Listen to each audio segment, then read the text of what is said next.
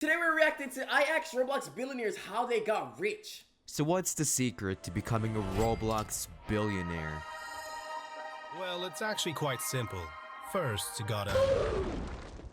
Yeah, right. No one can make that much money from a stupid Lego game. Oh, no. People have made a lot of money. Do y'all know Hasm? Stupid Lego game. Stupid Lego game, he's talking. Well, my friend, you're dead wrong. That's just one of the few who turned their love for Roblox into billions of Robux, the largest games on the planet, real historical moments, and more. But to find out how they actually did this, we're gonna investigate them one by one. I was getting so really burnt out by the end of it because... Find their secrets, how do you get ideas? From my dreams. And dive into their full stories to finally answer the question, how to become a Roblox billionaire. That's fire, bro. Yo, Cubic, how are you? I'm doing well. Muneeb, man himself. Yeah, I'm doing good also. Well, let's get right into it. So, how do you make your money? That's I make my money from Roblox games. Who's a dev? My most popular game is Catalog Avatar Creator, and how I earn from that is I get a commission from each time somebody buys an item inside of my game. With 2 billion visits and hordes of active players, it quickly rose to the second most earning game out of the billions of Roblox games out there. I still can't comprehend it. But now I have even more questions. How can a game so empty attract so many players? What makes them spend so much money on it? And what led to its creation? He must have known something that no one else did, and I want to find that out. So let's start off with the early times. Starting as an average player, how'd you get into making Roblox games? So I saw that each game was made by like another player on the platform. So that kind of inspired me to make my own game because I had this ambition to like create a front page game one day and become popular. So that's what got me started into making games. I actually started learning scripting when I was 10 and a half or 11 years old. The beauty of this is that working hard at a young age already puts you ahead of everyone else. So imagine what he could accomplish while still being a kid. But starting as a child came with some inevitable problems. I was very young back then and there's a lot of things that I didn't know how to do. The main challenges are probably like trying to learn scripting. Every now and then there are bugs that come up that sort of just crash you down. I think a few bugs have made me quit working on games completely because of how frustrating they were. Giving him a bad first impression of making Roblox games. And you know, you have a rough time fixing them. So to take his mind off of this hot mess, he looked back at the games that inspired him, which gave him an idea. Pretty much all of my first games were me trying to remake all the popular games. I remember trying to remake Murder Mystery on my own. Which may seem dishonest, cheap, and lazy. But it's all for a good cause though. Yeah, I was just pretty much trying to remake it so that I can gain experience on my own, you know, game systems. Giving him the knowledge he needed to make his first proper game. At age 12 though, having that knowledge, nah, he got it, bro. I ain't gonna lie. That's not easy, chat. So my first game that I made was called Laser Quest. It's basically a shooter game where you're on a team and you have to fight the other team to achieve victory and be the last team standing. A perfect way to learn how to develop while making friends. And it probably got a few hundred or maybe 1,000 visits in total now. Never mind.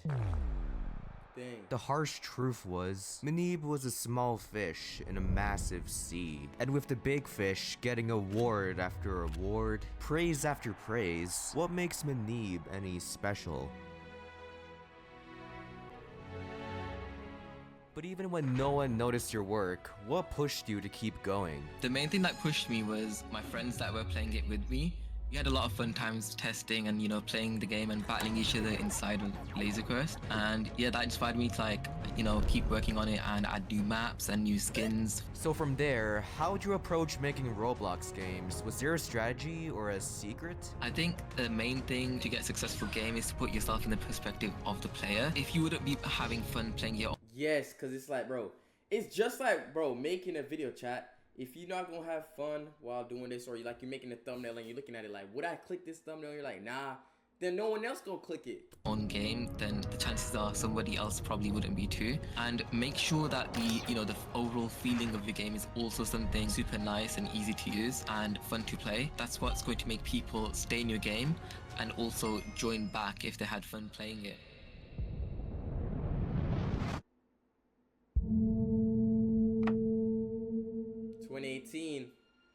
As time marched on, the very friends who kept him going The main thing that pushed me was my friends that were No way they playing with left. me.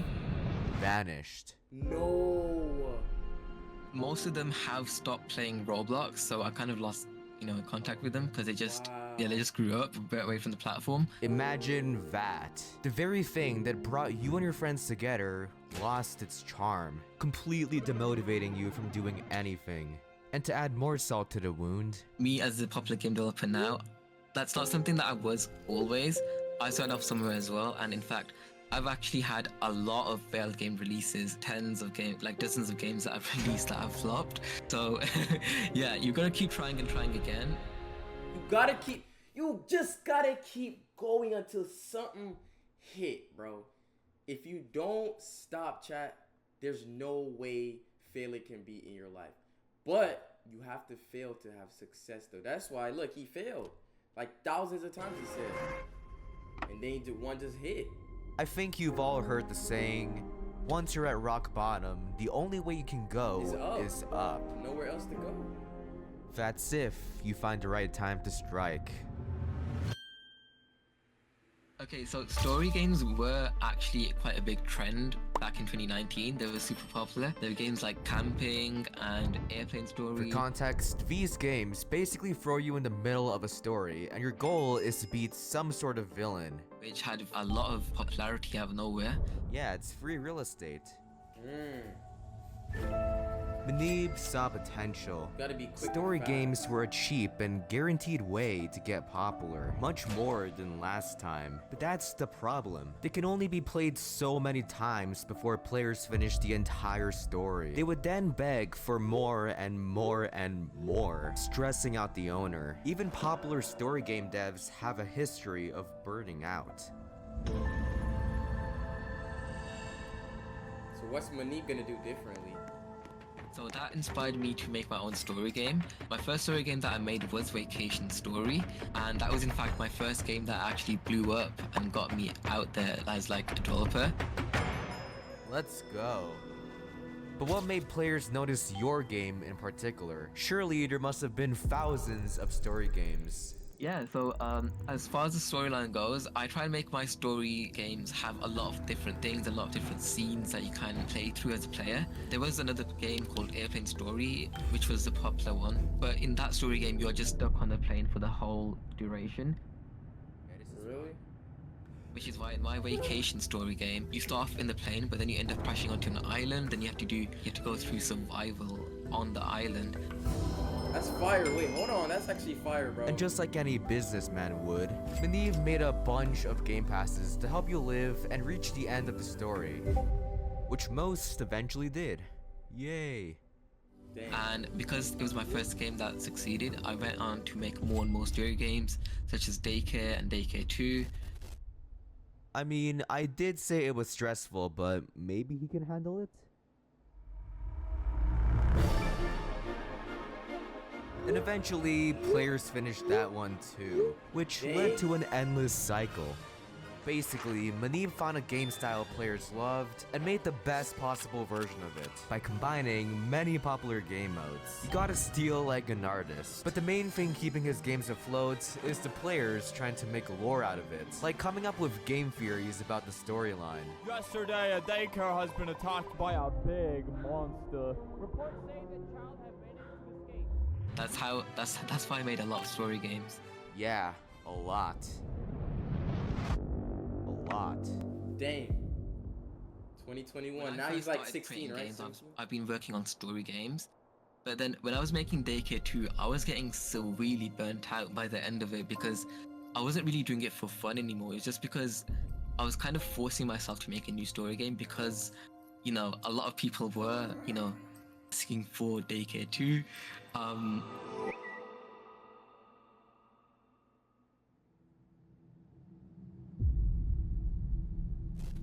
Dang, he's burnt out, chat. What does he do now? What do you guys think he's gonna do?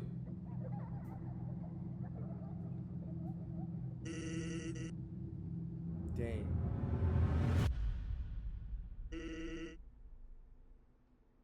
It doesn't feel right. So from there, how do you bounce back into being motivated again? What I did was I took a break from that. I started working on other games like Mega Hide and Seek and Catalog Avatar Creator. It was like a new avenue for me. He's the one that made Catalog Avatar? And even though it was a massive What? risk for him, It was something completely different and I had so much fun making it. You know, I put a lot of effort and like passion and love into it. If you're gonna make a game, work on a game that you have passion for. Work on something that you'd have fun making, because otherwise you're just gonna burn yourself out and probably end up not touching game development again. so following his own advice and using his raw knowledge, he began to work on his next big project, Catalog Avatar Creator. Wow. Not for fame or money, but for a reason he genuinely cared about, and a pretty serious one at that. When you're shopping on the marketplace, you can't equip multiple items at the same time, and you also can't see how the character will feel when you're actually playing a game and walking around with it. Yeah, that is so annoying. For context, Roblox Yo, always had he's this so smart, bro. Cause dude, literally Catalog Avatar, you can even make thumbnails with it. You can do so much with Catalog Avatar, bro. problem where some items in the avatar shop look good on display, but once when you you put it actually on, wear it, yeah. you basically got scammed. And Yeah. what's worse is that once you spend your money, there's no shot refund. of getting it back. I started looking for alternative avatar editor games that I could use, and all of them were kind of, you know, finicky or like not as great to use. So I decided to make my own version, which was super simple and easy to use. And that's how Catalog Avatar Creator was born. And yeah, overall, the experience of creating an avatar in my game is much more easier than on the Roblox website. Unlike in that, you can try any outfit for free in game to see if you like it, then buy it as your Then official buy it. avatar. I think the main thing is that it combats the problems that people have with Roblox's avatar editor. Since his game solves a common issue, players had no choice but to play. In just a matter of weeks, he already gained a few thousand players. But despite that, the game lacked any substance. It Yeah. only existed as an avatar editor. There was Yeah. no real bond between players, which is never good for any game. Dang. Okay. That's the And I think the popularity of my game also boosted after I released Community Outfits, which is like a public catalog of outfits that are pre-made for you. So if you search up for something, it'll literally give you hundreds of outfits that you're looking for in a second. People can find an outfit they want pretty much instantly without doing any work to create it. Yeah, that'll save so much time and money. Not only did this strengthen the community, players finally had the chance to show their creations to the world. And I mean millions upon millions of people. He didn't want to hog the fame for himself anyways. That was the feature that sort of carried my game from like 10k players to where it is now, like 40k. Let's go, man. It's providing like a new solution for avatar editing, which is what made it really, really popular. And you bet money rolled in, more than ever. I get a commission from each time somebody buys an item inside of my game. Although anyone else would obsess over that, Muneeb had other priorities. What else did he make? Talk to me. There are definitely more problems out there that can be solved by users creating games. To be fair, there was an issue of people trying to donate to each other, which has him solved with his game, Please Donate. Yeah. Bro, oh my gosh, chat. This is my last time pausing, by the way. What you gotta do is you gotta find something, find a problem that someone needs fixing. Like a lot of people needs fixing, and then attack that problem and create it so there's a way to fix it. And that's what they're doing. Like the Catalog Avatar Creator, the Please Donate. Bro, those are so big that it's like those games are gonna go on forever because you're gonna always go into them. Even though Please Donate, not so much, but Catalog Avatar still, bro. Oh my god. I made another game called Friend Checker, which solves the issue of you, like, you know, managing your friends list, I guess. What game Muneeb was that? finally found his true passion, making millions by using his games to help other players. Help. Like, it means the yes, to world help to me, people. honestly. That's fire.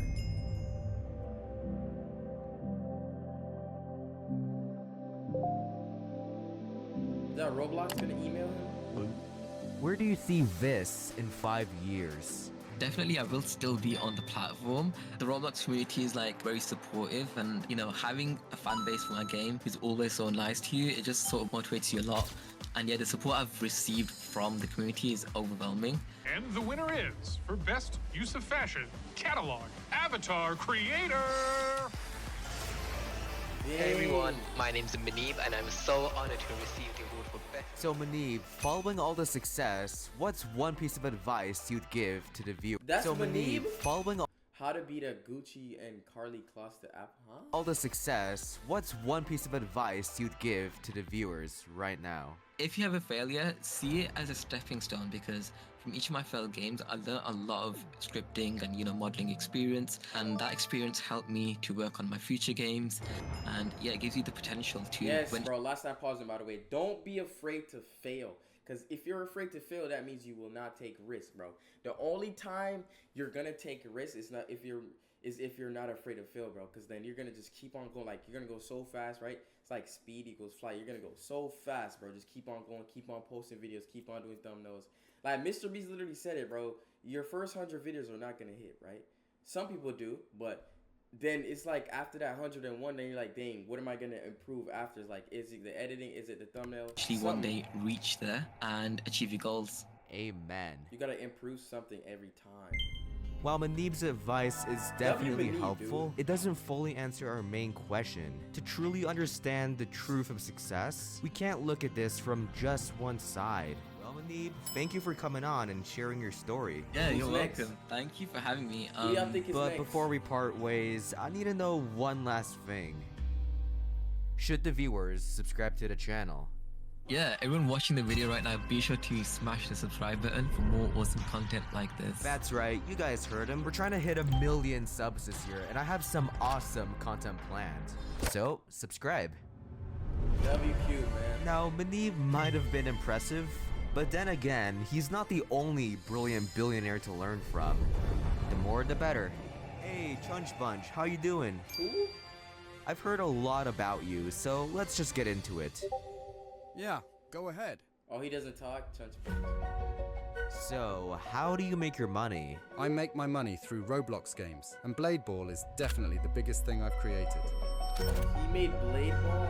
Ooh. In a mere 60 days, Blade Ball became the fastest game to hit 1 billion visits, a Bro, milestone too that much. you can only dream of. And although this sounds like one, in reality, it has its own set of nightmares. What happened?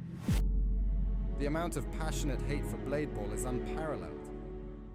Yeah, since the game came out of literally nowhere, players were so quick to hate. Are pay-to-win games ruining Roblox? Recently, this discussion Creepcraft. popped up again thanks to a little game called Blade Ball. Including me. And because it happened so fast, Yo, what the heck? including me. And because it happened so fast, the owner never had a chance to share his side. But that changes right now. Right now, We could learn a talk to thing me, or two Chunch. from his story, so we gotta separate the art from the artist. Alright, so what's the backstory behind your life-changing project? It was kind of a jumbly story, but basically I was wondering why there weren't any big air hockey or pong games on Roblox. That seemed really fun, so I did some research and stumbled upon heat-seeking That's ball great games. thinking. For context, heat-seeking ball games are basically ping pong, but with a moving ball of death. That mechanic was captivating. So my best friend Vido and I wanted to put our own spin on it and bring it to Roblox. The only problem was, Chunch had no idea how to start. There weren't many heat-seeking ball games on Roblox to take inspiration from, so he had to make the most of what he had. I had to hone a lot of my skills because I'm a jack of all trades, master of none developer. Which is basically learning as many skills as humanly possible. And Blade Ball started with just me and Vido, with him doing most of the scripting and me doing everything else. Honestly, making Blade Ball was really fun, so it was no problem to hone my skills. It took us a little over a year of on and off development, but a majority of the game was grinded out over one summer with us working all day. Wow, you guys sacrificed One summer. Bro, guys. One summer, one winter break, one spring break. Bro, just a little break that you get. Don't just take the break and just sit there and do nothing, bro. Or like party or, have fun. Bro, take one break, bro. You have like what? A lot of breaks, a lot of years. Bro, take one summer break. It's like 2 months, 3 months, and just work, bro. Oh my gosh. Your summer break for that. And thus, Blade Ball was born. The aim of the game was simple. Dodge a moving ball and deflect it to your enemies. But the ball speeds up every second until one victor remains. Blade Ball is Chunch hard. and I never Vito played did that, it. man. It was day 1 when the game opened, Do you guys love Blade Ball? day 2 when Chunch already grinded his first update, day 9 when the game hit 1,000 players, and day 23 when the group hit 1,000,000 members, which they doubled in 4 days. But strangely enough, Chunch got less and less active as the game got bigger and bigger. Was he ungrateful? Did he not care about his fans or team? What happened to Chunch? What's the truth behind all this? Uh-oh. Well, Is he gonna tell the truth? back then, it was always fun to go into Blade Ball servers and talk with the community and occasionally give out unobtainable swords. When Blade Ball was at 50 players, everyone knew each other and it was a great time. Like putting all the players in one server and hosting events. But nowadays, it's hard to connect with individual people since the community is so big now. And how did it get so big so fast? Was it luck or skill on your end? We executed Blade Ball quite nicely, but TikTok caught wind of it and played a big role. I guess it was easy to fit full 1v1s into quick and cool videos, so it was definitely a combination of luck and skill. It's all about being prepared for future opportunities.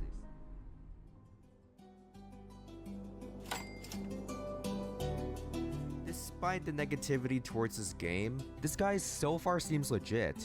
He wanted to bring something fresh to Roblox, learned everything he could to do it, and eventually made it work with the help of his best friend. And despite his hard work, he wanted him to have all the credit. Really?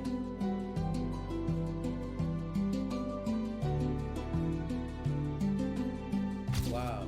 But because of the game's instant rise and some very bad timing, I can write pages and pages about harmful misconceptions towards me, but the most common one is, you copied deflect. What's deflect?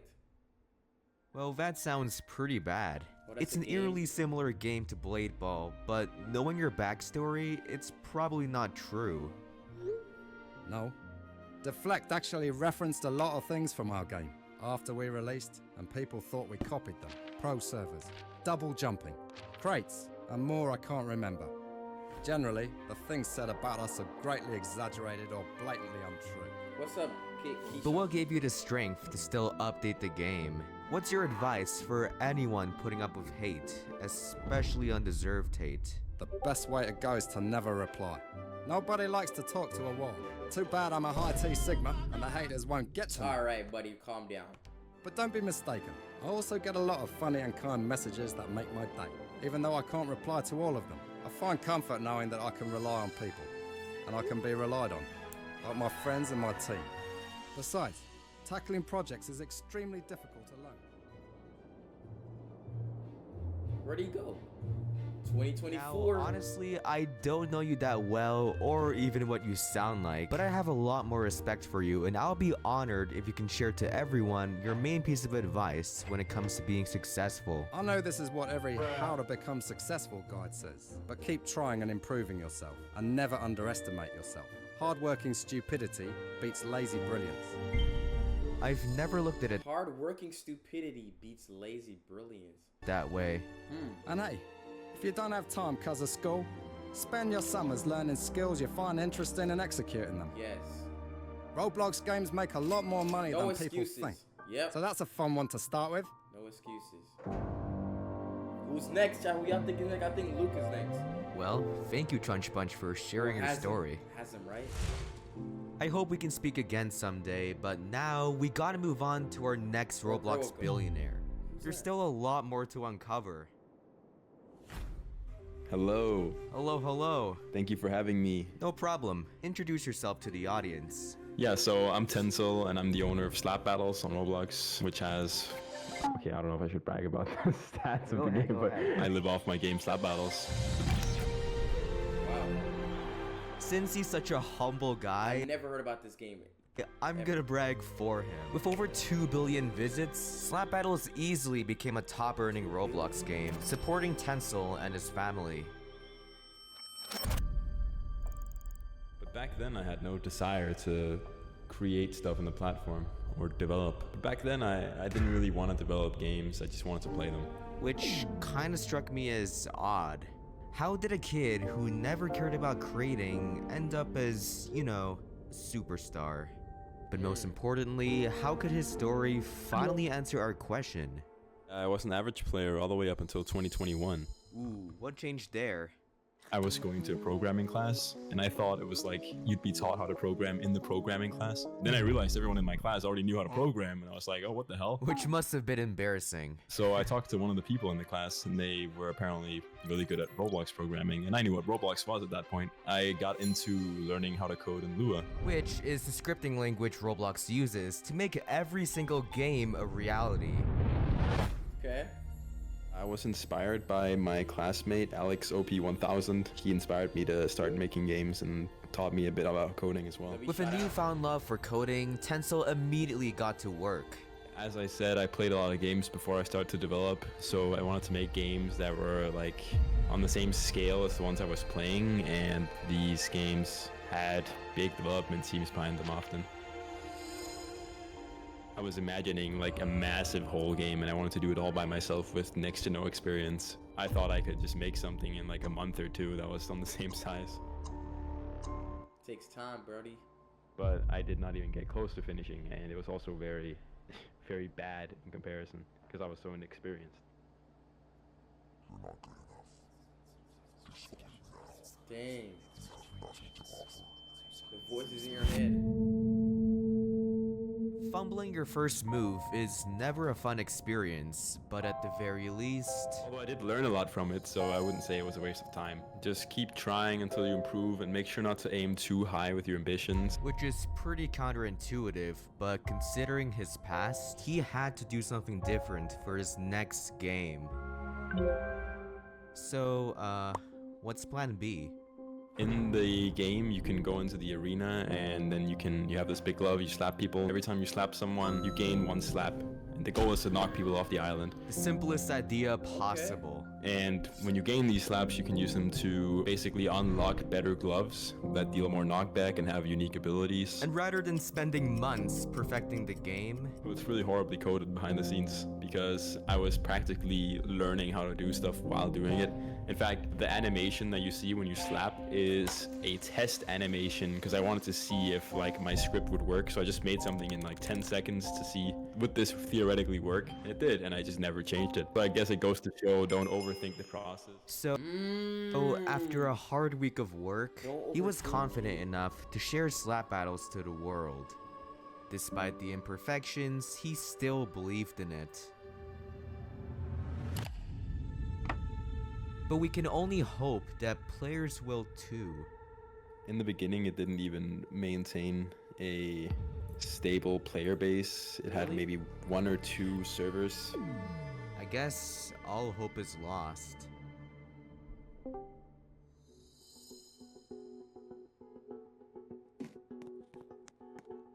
Who's that? And that's when my friend Alex OP1000 he joined and he bought one of those game passes. W friend.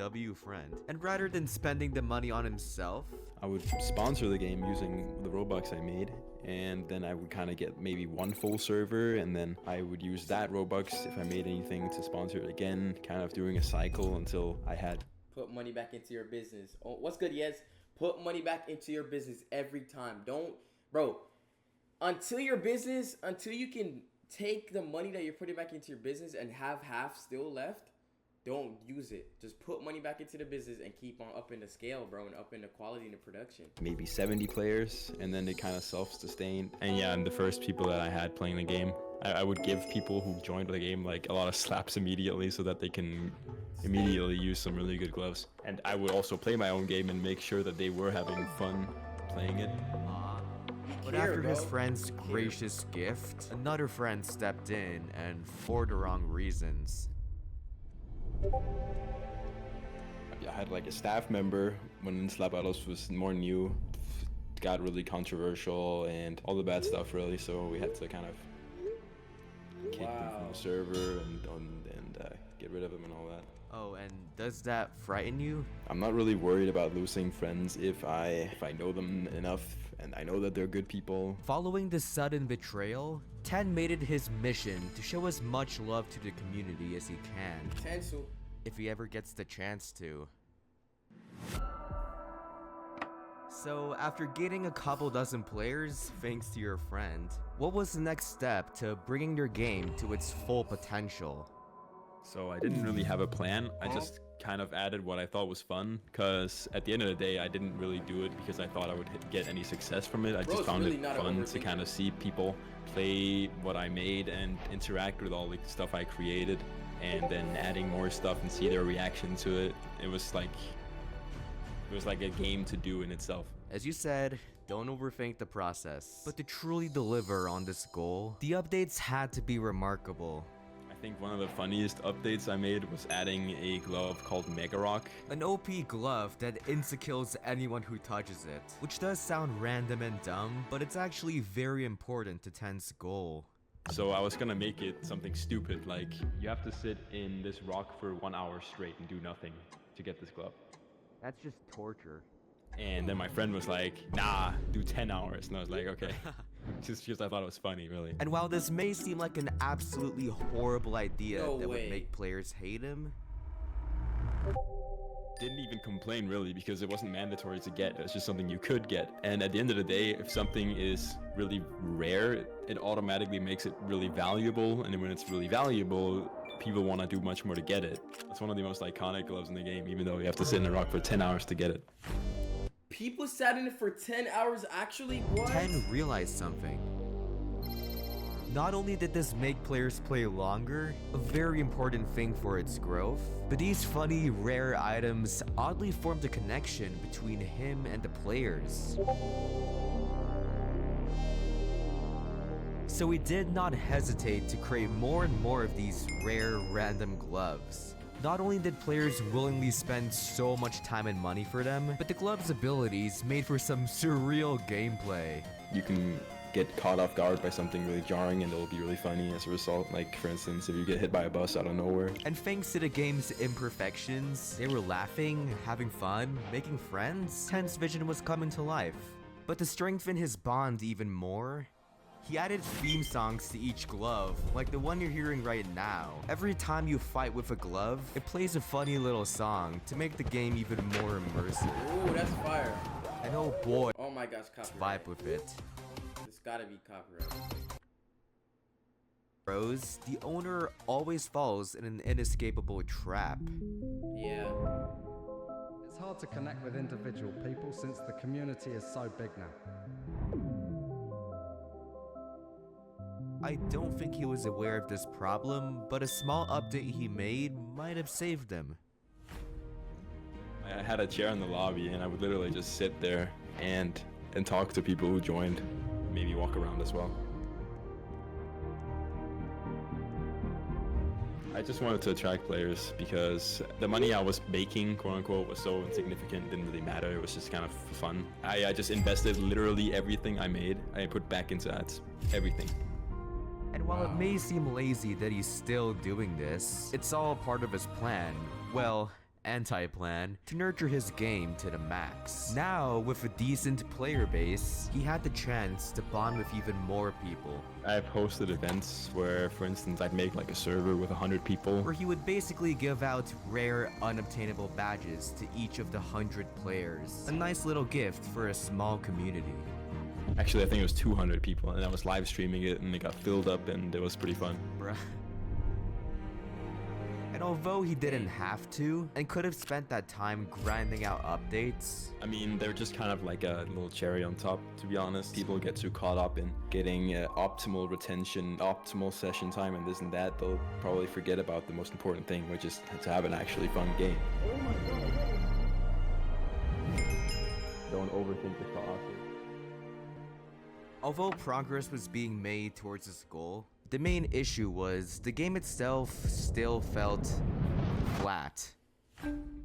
There wasn't much depth other than slapping people and slapping people and slapping people. Games with this problem have a history of dying out, but with the experience he gained from bonding with his fans, Ten might have found a solution to spice things up. You see, every glove in the game was always related to a meme that's light-hearted, which he knew his fans loved.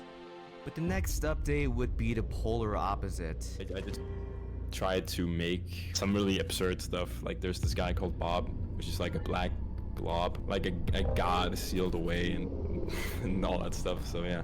An evil deity who committed horrible crimes like genocide and cannibalism, and serves as a villain for anyone who steps foot in the game. On paper, this seems like a disturbing idea that would turn players away, because it's the last thing you'd expect. But Ten knew his players well enough to take that risk. I think it makes it more interesting and fun to play and witness. Okay. Is it gonna Players didn't like it. They loved it. The risk was worth it. Thanks to this mischievous figure, waves of fan art was made, as well as pages and pages of lore behind the character. This wasn't just a PvP game anymore, it was its own universe. Player counts rose, and the community was much more vibrant, which gave Ten a wave of inspiration. So after that update, what was the next move to achieve your full potential once and for all? To listen to the community and apply whatever they kind of want to see if it improves what they think about the game and makes it. Yo, I think his main thing gonna be, this is my last time pausing by the way, by the end of this video, is gonna be not overthink it. Just think what you think is right, go with it. Don't sit there and try to, you know, just try. It makes them want to keep playing, you know, so nurturing your community. Listen to the community. And now, with this massive responsibility, Ten made a dedicated promise to his loving fans. I gotta update every week, so that's what I gotta do, and that's what I'm doing. And so, that's what he did, forcing himself to crank out as many updates as humanly possible. New game modes, new characters like Rob, apparently Bob's mortal enemy, and gloves with abilities that no man has ever thought of. And all of that, week after week after week for the entire year. Really?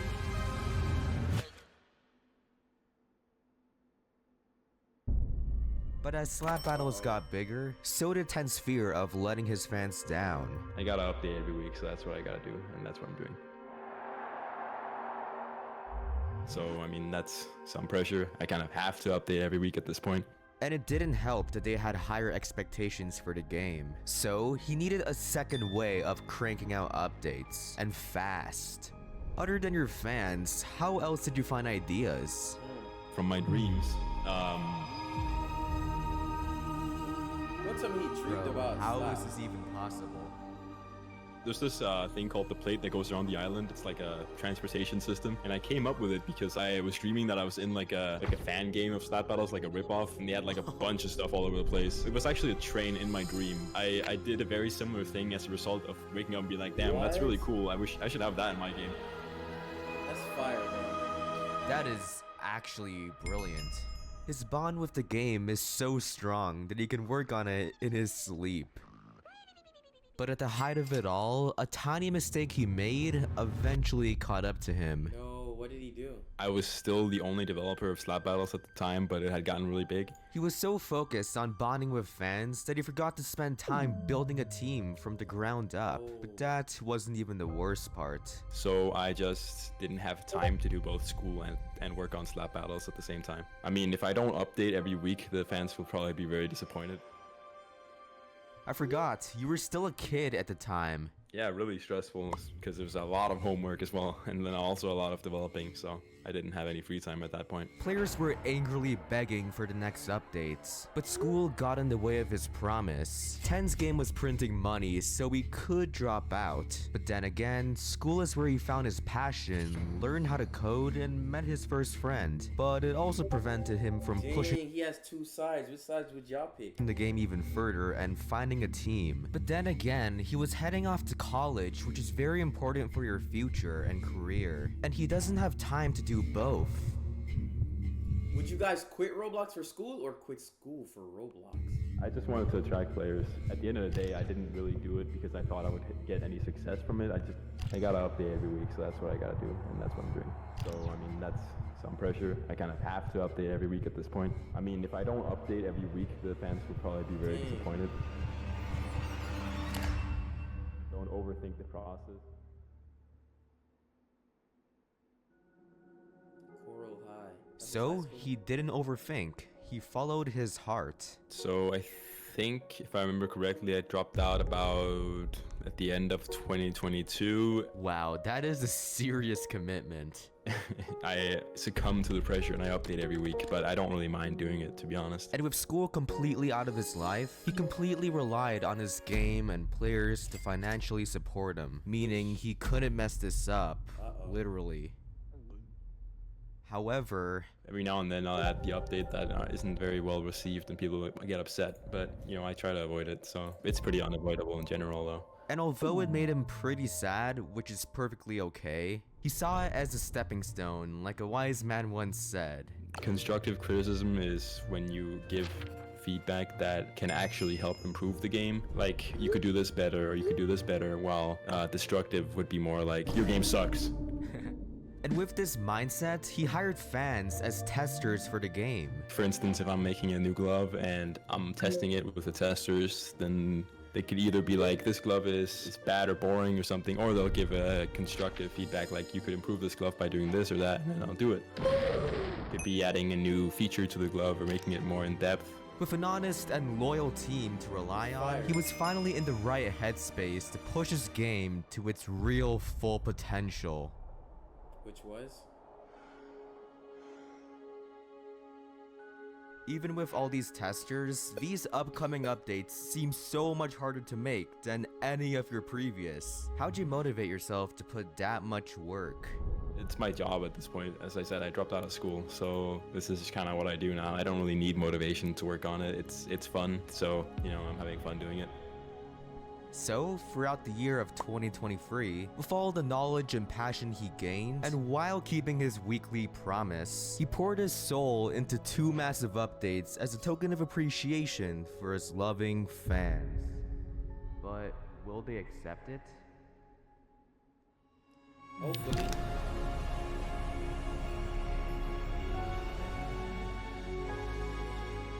Number 1 would probably be the Bob boss fight, which was a big boss fight. A perfect way to combine random intense gameplay while continuing Bob's lore, which fans always wanted.